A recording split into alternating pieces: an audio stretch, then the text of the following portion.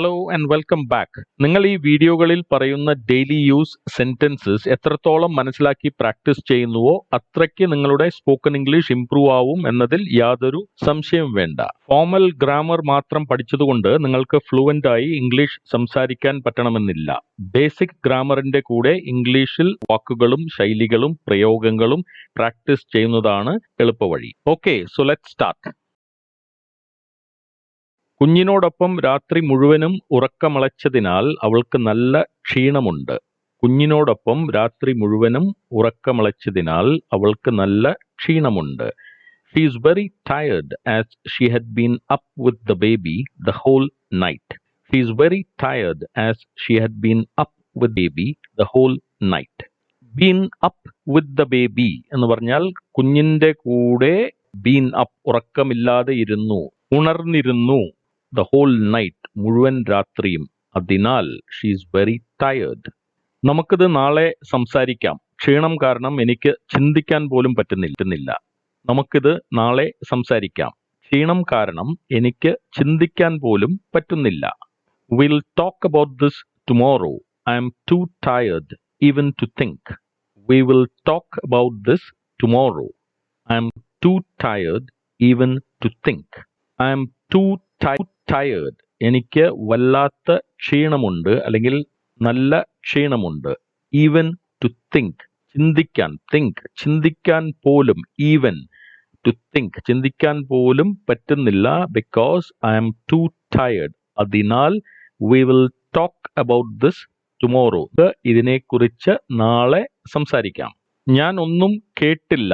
എനിക്ക് ഭയങ്കര ക്ഷീണമുണ്ടായതിനാൽ കിടന്ന ഉടനെ ഉറങ്ങിപ്പോയി. ഞാൻ ഒന്നും കേട്ടില്ല.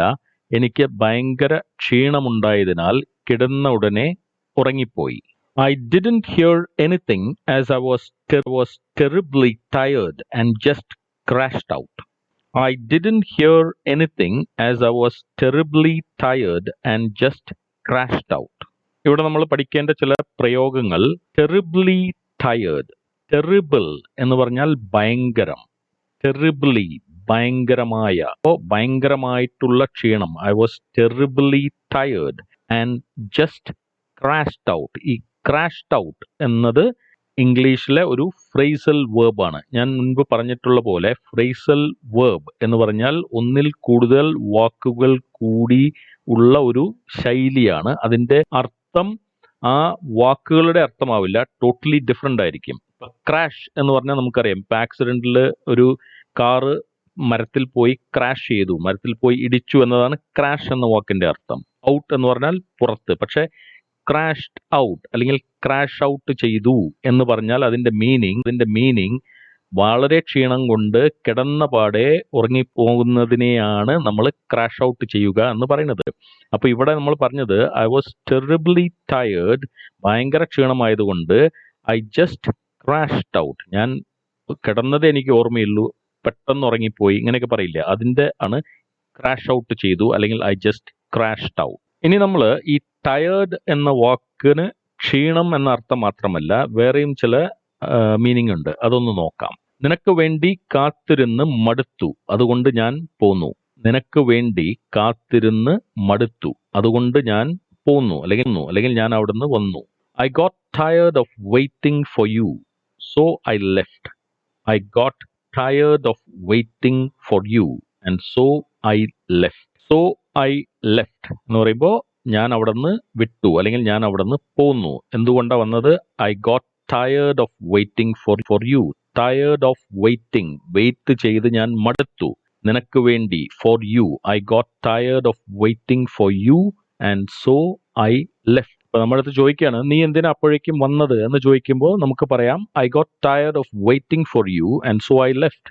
വേറൊരു എക്സാമ്പിൾ, ദിവസം പണി തന്നെ ചെയ്ത് ഞാൻ മടുത്തു. ദിവസം തോറും, അതായത് എല്ലാ ദിവസവും അതേ പണി തന്നെ ചെയ്ത് ഞാൻ മടുത്തു. I am tired of doing the same job day after day. I am tired of doing the same job day after day. അപ്പൊ ഇവിടെ നമ്മൾ tired of doing the same job. നേരത്തെ നമ്മൾ പറഞ്ഞത് tired of waiting for you. അപ്പൊ tired of something, okay, മടുക്കുക അല്ലെങ്കിൽ മതിയാവുക എന്നൊക്കെ പറയുന്ന അർത്ഥമാണ് ഇവിടെ ടയേർഡ് ഓഫ് വെയിറ്റിംഗ് അല്ലെങ്കിൽ tired of doing the same job. അതേ പണി ഡേ ആഫ്റ്റർ ഡേ അല്ലെങ്കിൽ എവ്രി ഡേ അല്ലെങ്കിൽ ഡെയിലി എന്ന മീനിങ് ആണ് ഡേ ആഫ്റ്റർ ഡേ. അപ്പോൾ thank you very much for watching. Lesson ഇഷ്ടമായെങ്കിൽ ഷെയർ ചെയ്യുക, ലൈക്ക് ചെയ്യുക, സബ്സ്ക്രൈബ് ചെയ്യുക. See you in the